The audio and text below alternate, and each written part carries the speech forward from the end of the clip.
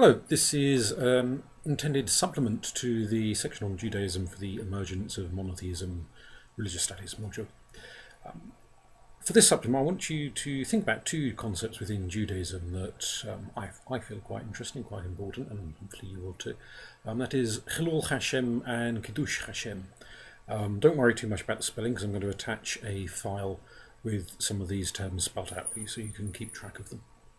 Hillul Hashem is to bring dishonour or desecration or shame upon the name of God, whereas Kiddush Hashem is to bring sanctification, blessing, promotion upon the name of God. But it's more than that. It's not just upon the name of God, it's upon the name of the Jewish community as a whole, to bring shame or to bring honour. And the idea is that every single Jewish person who is of age as an adult, doesn't quite apply to children, but for adults, and those in full possession of their faculties, have a responsibility to act on behalf of God, as representatives of God, but also to act on behalf of their own community, of the wider Jewish community, so that they are behaving in such a way that they will bring honour, to bring praise, to bring respect, to bring sanctification to the name of God and the wider name of the Jewish community. In the sense of the community as Israel, which is a concept we were discussing in the first week of the Jewish section of the monotheism module. There are various different ways in which a Jewish person can bring shame or honour, depending on which direction of behaviour they're going in, upon both God and the community. 5 principal ways which we'll touch on. The first one is to, in terms of bringing Kiddush, in terms of bringing honour to the name of God in the Jewish community, is to risk or face martyrdom rather than engage in certain dishonourable or sinful acts. The 3 chief ones that are normally stated are murder, so refusing to commit murder even if it means you yourself being murdered in the process. Idolatry, in other words, to worship additional gods. Idolatry normally is taken to specify the worship of idols, the worship of deities represented by statuary. But in the broader sense, it could be taken as worship of any additional deity, whether or not there is a statue there, or it's more of an idea rather than a statue. And engaging in illicit sex. So that's things like sex outside of marriage, and at least for very, very strict Orthodox Jews, homosexuality. Liberal Jews don't have a problem with that, but very, very Orthodox ones do. And things like incest and bestiality and so on, various other forms of unpermitted sexual behaviour. So difficult to imagine a situation where someone would put a gun to your head and say you must do this or else. But if somebody did, maybe that's more likely with enforcement of worship of other gods in other religions, where there has been a lot of history of Jews being violently and forcibly converted to follow other religious paths. Refusing to do so, standing up to it, even at the risk of your own life, even at the risk of torture, is considered Kiddush. Succumbing, going along with it for fear of your life, for fear of torture, for wanting to preserve yourself. Slightly different if for example, your children are threatened and you are succumbing in order to protect them. That's not quite the same thing, but if it's primarily your own life that you're concerned about and that you're trying to preserve, then that's bringing about the risk of Hillul Hashem by not being strong enough to stand up against that sort of pressure. The second main category is deliberate acts of rebellion done intended to defy the will of God.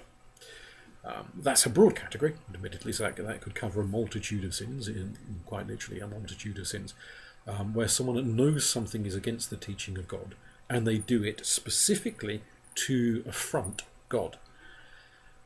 There's an interesting quality to the notion of Hillul and Kiddush Hashem, in that it's very much a public thing. What you do in private behind locked doors may bring shame to your own soul, or it may bring honour to your relationship with God. But if nobody else ever knows what you've done, then it's not Hillul or Kadesh. It only becomes one or the other if it's a public act, if it's known outside of your own private life. So whilst it's secret, it's in a slightly different category. So you could rebel in private and it wouldn't be an issue, in this context at least. Still put your soul at some degree of jeopardy, but in terms of these concepts, it wouldn't become an issue. However, if you go out into public and you are seen to be acting in a very defiant way, a very blasphemous way, raging against God, basically, then that is Hillul Hashem.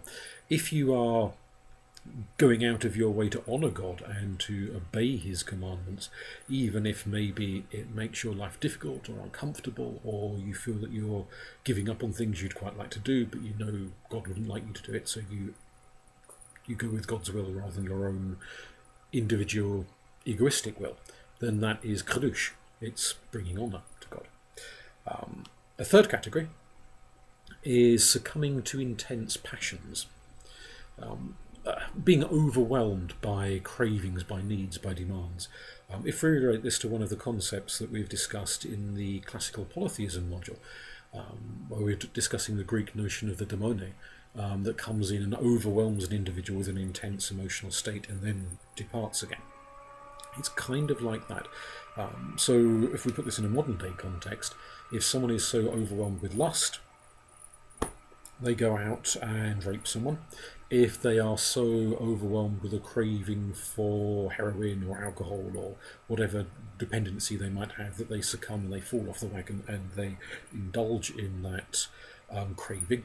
If they are 50 stone and have a craving for cream cakes and they succumb to that and they are overwhelmed by their passion for that appetite, all of those are examples of being overwhelmed by passion.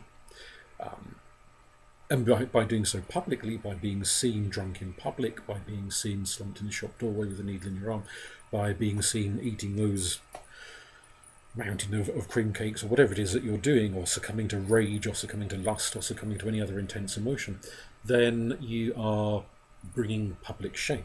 Conversely, if you have someone who is known to have a weakness, that they are seen in public that is somebody who's got a history of drinking and there's alcohol in front of them, but they have resisted, or that someone has done something really annoying and upsetting, and you can see that person, Jewish person, is getting worked up and getting angrier and angrier and angrier, but they manage to keep calm and subdue their temper and walk away from the situation. That is Kiddush, because they have resisted the power of the appetite that is threatening to overwhelm them. The fourth category is quite a big category. It lists a whole variety of different factors that are worth taking into account. So it's things like giving false oaths in court, swearing false oaths, and taking the name of the Lord in vain. Related to that is the idea of giving false judgment or bearing false witness in a court of law, whether that is in terms of a secular court of law or a Jewish court of law, either way. An unusual one, which obviously is historical in context, because I've certainly not heard of anyone doing this in recent years, but you never know, is making the sacrifice of children to Moloch, which is referred to in the Old Testament as something that had happened a long time ago.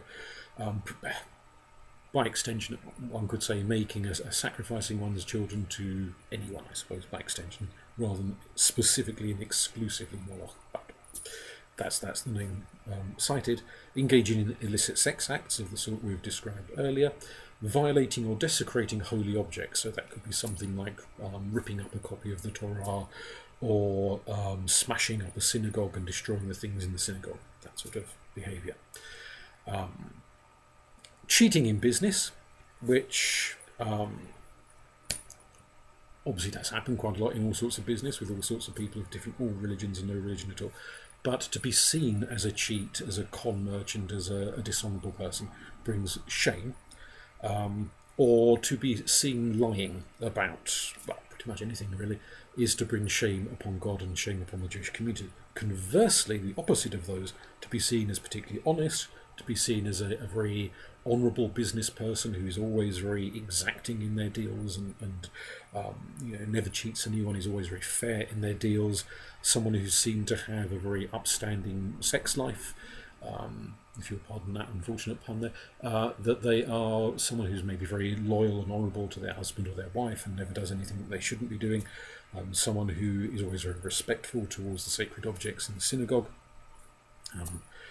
someone whose word is taken as extremely trustworthy, so that whenever they are called upon to swear oaths and give evidence, they always do so in a very upright, upstanding way, so that nobody ever gets the sense that their word is dishonourable or untrustworthy. So a big, broad category of behaviours that could bring shame or could bring honour to Jewish community and to the name of God. The fifth category, the last category, is again a very, very broad one, and we won't go over all of the ins and outs, because in its most general sense, it's violating ethical norms, but it's kept open so that it applies to the different cultures that you might be in at any given time. So it's not specifically the norms of one particular culture. It's behaving in such a way that upsets or offends, or conversely pleases and brings honour and brings a sense of pride to people in your wider community. So that includes non-Jewish people. So where you've got maybe a ghetto situation where you've got a lot of Jewish people living in a particular area, it's not just how they treat each other, it's also how they treat the Gentiles, how they treat the non-Jewish people around them, and how those people come to view the Jewish community. And in a sense, one of the key factors of Kiddush Hashem or Hillul Hashem is almost more important how non-Jewish people view you than how Jewish people view you, other Jewish people, because this idea of it reflecting on the social standing, the social status, the respectability or perceived lack of respectability in the Jewish community at large. So it's not just you as an individual Jewish person, but you as a representative of a wider community. The idea being that if somebody opens a newspaper and they read, take a stereotypical story, a Jewish accountant has embezzled money from a firm and run off somewhere. If that person who is non-Jewish reading the newspaper thinks, oh, isn't that typical, then that person who has embezzled the money has brought shame on the wider community, shame upon God, has dragged down the social standing of their community. Whereas if a person reading a newspaper sees a story about let's say a famous Jewish actor who's raised money for charity and donated a fortune to look after orphans or whatever it is that they've done, that person will read in their newspaper, this person has done this, isn't that admirable, isn't that honourable? Well, clearly Jews are very good, upstanding people, they're very respectable people, they do things like this. Therefore the community, the social standing of the community goes up and is raised. So it's seen as a benefit to the wider community. And the idea that the community, Israel, is, here, O people, here, O Israel, the presence, the embodiment, if you like, of God, in a sense, that what reflects on one reflects on the other. So there is no absolute clear-cut distinction where one ends and the other begins, because there is an intermeshing of the people with deity and of deity with people. So it's an understanding of the role, and we can to some extent see this perhaps as a reflection of Jewish history and of long periods of persecution, where amongst Gentiles, amongst non-Jewish people, there has been a sort of a cultural norm of distrusting the Jewish communities that live amongst them, of anti-Semitism, of uncertainty and doubt, and general racial tension between the groups. So that if you as a Jewish person live in a community where the Gentiles around you are frightened of you, or fearful of you, or hate you, or resent you in some way, your life is very much at risk. So the more times a Jewish person is caught doing something antisocial, the deeper the resentments and the hatreds from the wider community become. Therefore, the more serious the risk that this tension will bubble over into violence and murder and people being driven out of their homes and all sorts of terrible things like that. So it's a moral guideline that to an extent has developed, perhaps very much in reaction to all of the hostile negative experiences that the Jewish community have had over the last couple of thousand years. Would the same view have developed if the Jewish community had had a much more peaceful relationship with the wider world and not experienced all of the bouts of persecution, the pogroms and so forth that they have done? Who can say? But it's an interesting concept, and to think how other religions outside of Judaism, how do they handle this sense of the degree to which their individual converts are representative of the wider religious community, or representative as agents of their god, their goddess, their deity. So do the behaviours of the individuals reflect upon the bigger community, reflect upon the deity or group of deities at the centre of that community? And is it everyone who has, if there is a sense of responsibility, does everyone have it, or is it maybe only people who are considered priests or priestesses or special servants of God, whereas lay members maybe have a lesser responsibility? So how do other religions understand these concepts of how the followers, be they lay converts, be they monks, nuns, priests, priestesses, imams, what they may be, how they and their behaviour reflects upon the bigger, wider community, upon the bigger world, and upon the divine world. So something to think about, something to consider, and something we can discuss in future classes, perhaps. Okay, thank you.